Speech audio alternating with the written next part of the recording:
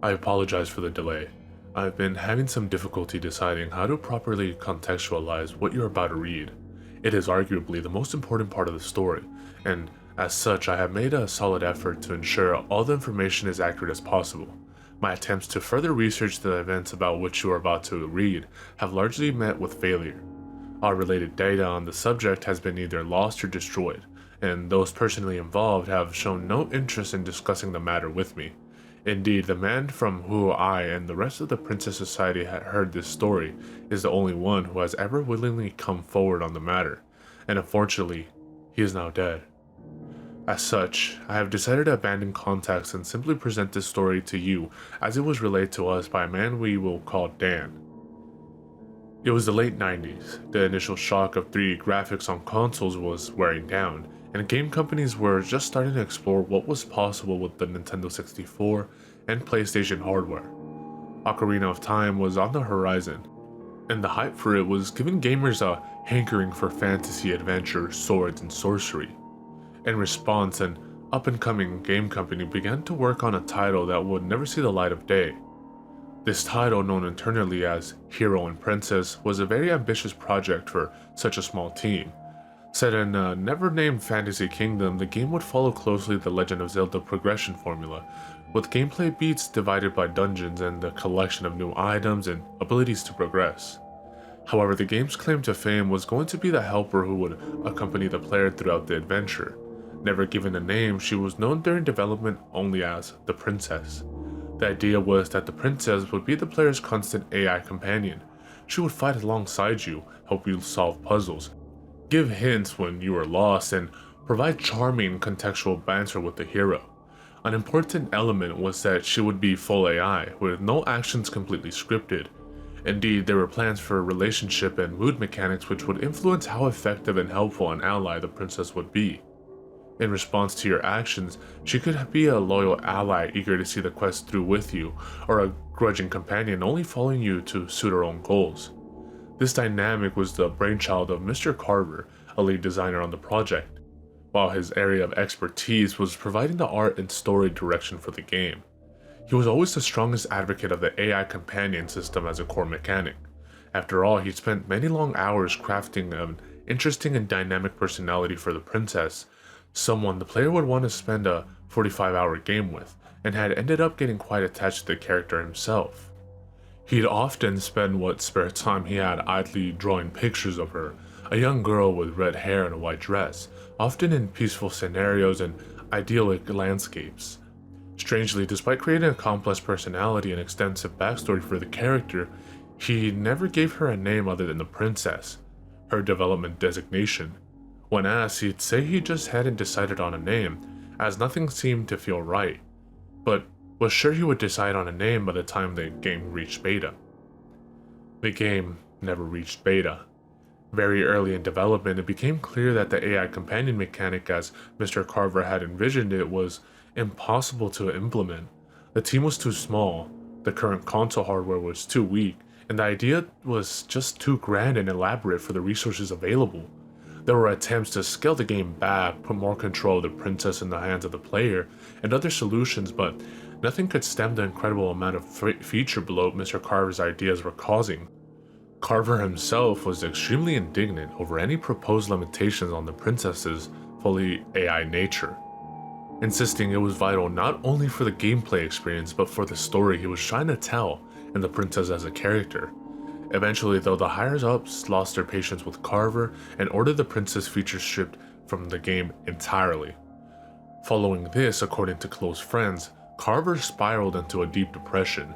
He still performed his duties as story and art director, but became increasingly detached from the project. He began spending more and more time drawing the princess, to the point where his office walls were becoming covered in concept art for the now scrapped character.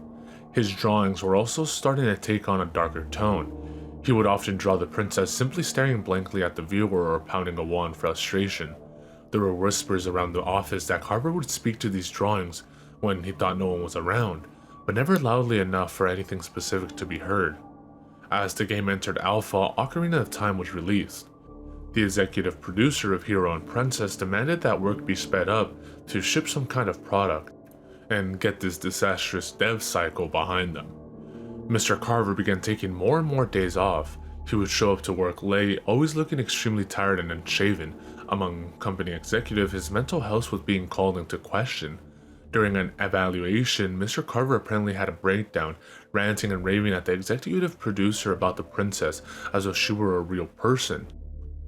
He pleaded to have the princess put back in the game, but instead, Mr. Carver was released from the project altogether. Following the meeting, he immediately left the building, some say in tears, and returned to his apartment, not even bothering to clean out his office. That evening, Mr. Carver was found dead in his apartment. He was lying on the floor in the middle of his living room, blood pouring out from his arm. He had taken his own life with a razor blade to the wrist. The walls of his living room were completely covered in drawings of the princess. In every image, the princess appeared to be in great distress. She was crying, screaming, reaching out pleadingly towards the viewer.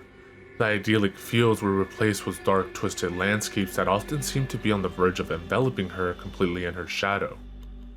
And on the floor around Mr. Carver's body, there were even more drawings. These just hasty sketches of the princess with no artistry behind them, as though scribbled in a mad haste. These drawings were little more than her on a blank white background, her limbs spread out, and her face not drawn on.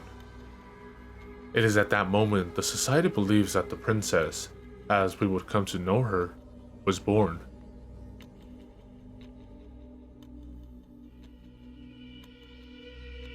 For 5 months after his death, the development of Hero and Princess went on without incident. The working title was a relic at this point, as there was no princess in the game anymore, but you can't tell your investors you're working on a game that's just called Hero. At least officially there was no princess in the game.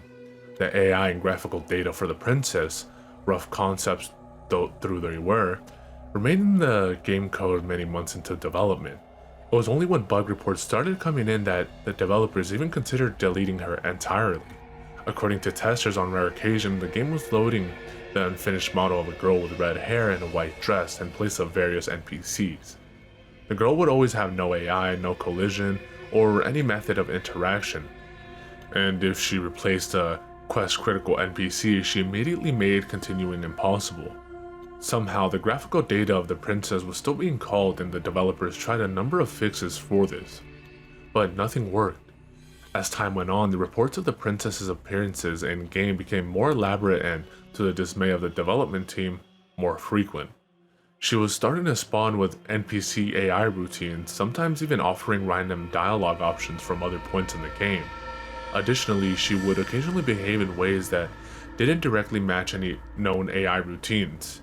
One common note was that she would turn and face the camera no matter where it was moved, rather than looking at the player avatar. There was also one recorded instance of her displaying a line of text that did not appear anywhere in the game. The text read, "Please." After 3 months of this, development was slowing to a crawl. The princess glitch was making it very difficult to get actual work done, as it would frequently disrupt any attempts to test if game elements were working properly. Even test areas with no NPCs weren't safe from the occasional manifestation of this glitch. Around the office with the testers in particular, rumors were starting to spread about the princess and the idea that their game might be haunted by the spirit of Mr. Carver. Apparently, one such conversation occurred during testing and resulted in the test build immediately hard-locking with an image of the princess front and center. The testers decided not to report that one. The problem came to head when the development team came in one morning to find their chief character modeler, who we'll call Gina, passed out on the floor of the office with a crumpled piece of paper in her hand. The staff, completely unsuited for such a crisis situation, proceeded to poke at her until she awoke. At first, she claimed to have no memory of the events that evening. She had been working all night, but remembered nothing after midnight had passed. When her coworkers unfolded the paper that had been in her hand, they realized it was an image of the princess, hastily scribbled in a felt-tip pen. Upon seeing this, Gina immediately reacted in panic and attempted to flee the building. The staff's attempt to calm her down were met with cryptic cries of, "You don't know her," and "We can't stay here." Gina left the office and returned home, calling to turn in her resignation the very next day. Apparently, she and the executive producer had a very long and heated talk over the phone. At its conclusion, he ordered any and all data pertaining to the princess feature to be removed from the game entirely. All the models, all the scripting, everything. The problem was, the dev team already had, weeks ago. After 2 years of development, Hero and Princess was cancelled. Ever since the incident with Gina, people had been leaving the project steadily, many under similarly cryptic circumstances. Testers in particular had a high turnover rate, and the bugs they were reporting often failed to make much sense at all. The project had been deemed a money sink by company investors, and the decision was made to cut their losses and move on to something else. 2 years later, the executive producer of the project committed suicide by jumping from his second-story window. No one knew why he'd done so. He'd moved on to a new project and was actually doing quite well for himself. However, despite a thorough search, no signs of foul play were discovered, nor any signs that anyone else had been in the house at the time. The only unusual element was that he left Ocarina of Time running on his television while he went upstairs to do it. It wasn't even paused. And that's the story Dan told us. He had been a tester during the development of Hero and Princess, one of the few who had stayed from the project's early stages all the way to its collapse. He himself had many tales of the princess's exploits during the development of the game, but that wasn't why he came to the society, and that isn't why I've posted his story here. What Dan wanted was a record. He wanted the history of the princess to be known. He was the only one willing to talk about it, and he didn't want it to die with him. Why might he die? Dan had decided he was going to confront the princess, and he needed the society's help.